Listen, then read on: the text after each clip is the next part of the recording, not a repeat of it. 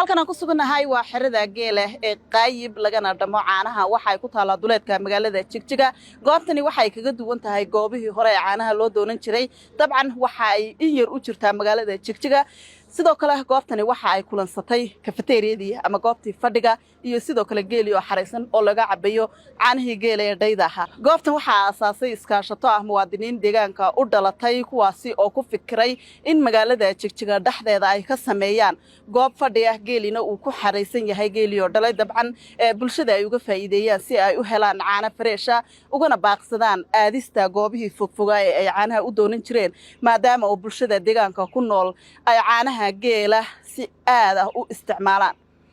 mid ka mid ah mas'uuliyiinta halkani ama mas'uuliyiinta iskaashatada qaayib oo u warbixiyay warbaahinta SRTV ayaa sheegay in ay shaqo abuur u sameeyeen ku dhawaad 30 muwaadiniin oo u dhashay deegaanka sidoo kalena ay bulshada uga faa'iideeyeen caanihii dhayda ahaa ee meesha fogu doonanayeen ay ugu sameeyeen magaalada Jigjiga dhaxdeeda waxa uu sheegay in ay damacsan yihiin in goobta ay ku soo kordhiyaan hilibkii iyo sidoo kale cunto dhaqameedkii oo freesha iyo waxyaabo kale sida waxyaabaha inta badan ay bulshadu xiisayso kale si goobta ay u noqoto goob camiran bulshaduna ay u helaan soo dhaweyn dhameystiran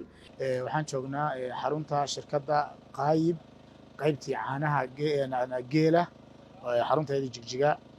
marka geelan waa dhowr qaybood hadda qaybtani waa qaybtii irmaanayd qayb kale waxay jirtaa miyiga xaggaas ma taqaanaa dusha sare ee xaggaas boorali iyo xaggaas qayb baa jirta qaybtani waa qaybtii irmaanayd waa ilaa wada aragtaan waa geel badan oo ilaa kontomeeya iyo maqashiisii geelan waxaa la aasaasay muddo hadda aan saa u sii fogeyn oo ilaa 2 bilood iyo wax marka hadda waxa loo aasaasayna waxay ahayd baahida jirta dadka shacabka markii hadda dadkii Soomaalida wax u soo noqdeen geeli iyo caanihiisii sida daradeed markaan la arkay baahida jirta dadku ay u baahan yihiin caanihii geela iyagoo mataqaanaa dhay oo lis ah ayaa loo aasaasay marka qaybtani waa qaybtii Jigjiga marka iyadoo hadda wali la aasaasay hadana waliba dadkii way ku filaan yihiin waxaan markaa rabnaa in la sii ballaariyo oo dadku ay helaan caano lis ah oo mataqaanaa ay ka haqabeelaan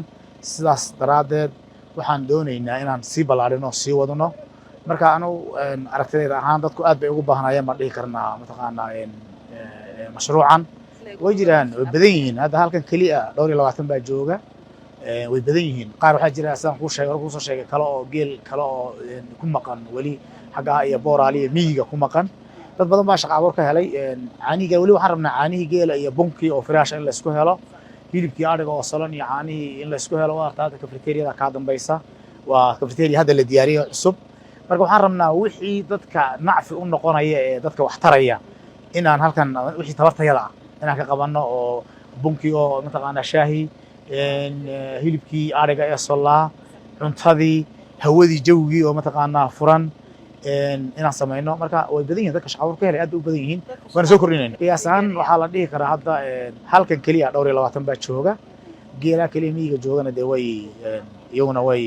rag baa raaca oo rag badan oo ilaa iyaguna waxa raaca kooxa raaca haday ku geela xirfadlayaasha ay geela yaqaan yihiin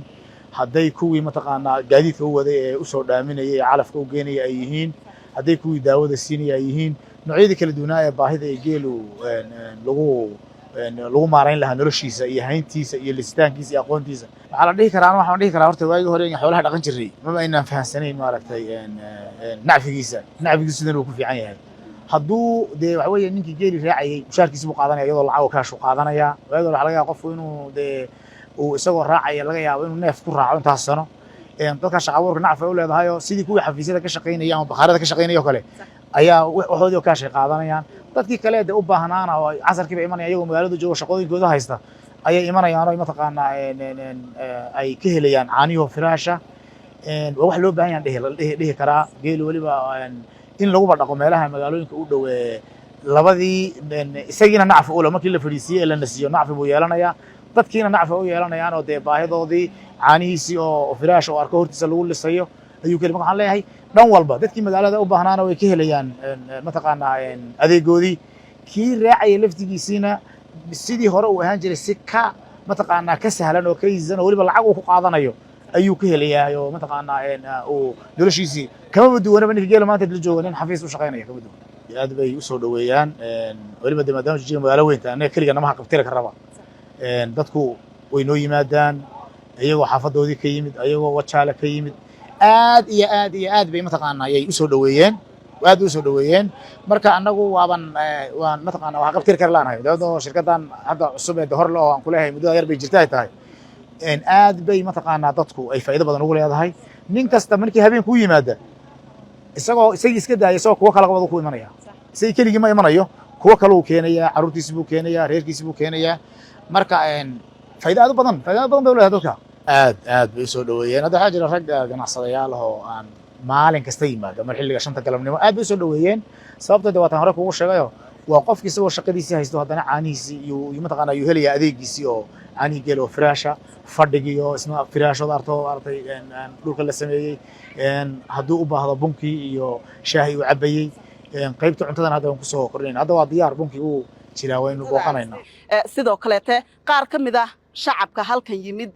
ama macaamiisha aan idhaahda ee u soo caano doonatay ayaa dhankooda ka warramay dareenkooda iyo sida ay u arkaan xerada geela ee qaayib ee dabcan caanaha ay u soo doonteen iyaga oo bogaadiyey isla markaasina sheegay inay aad iyo aad ugu mahadnaqayaan iskaashatada iyo muwaadiniinta halkani aastay iyagoo helay caano fresh ah waxaan maanta joognaa xeradii mataqaanaa geela waxaa farxad noo ah in dee naloo soo dhaweeyey oo geeliyo lis ah oo fresh ah meeshaan ka qaadan karno magaalada dhexdeeda waxaan aad aragtaan oo dhan waa qurba joog inta badan dee waan soo dhaweynaynaa maanta waxaan soo booqanay xeradan geela run ahaantii waa xero aad loogu baahnaa oo Jigjiga u baahneed khaasatan dhalinyaradii caruurtii intaba aanu keenayno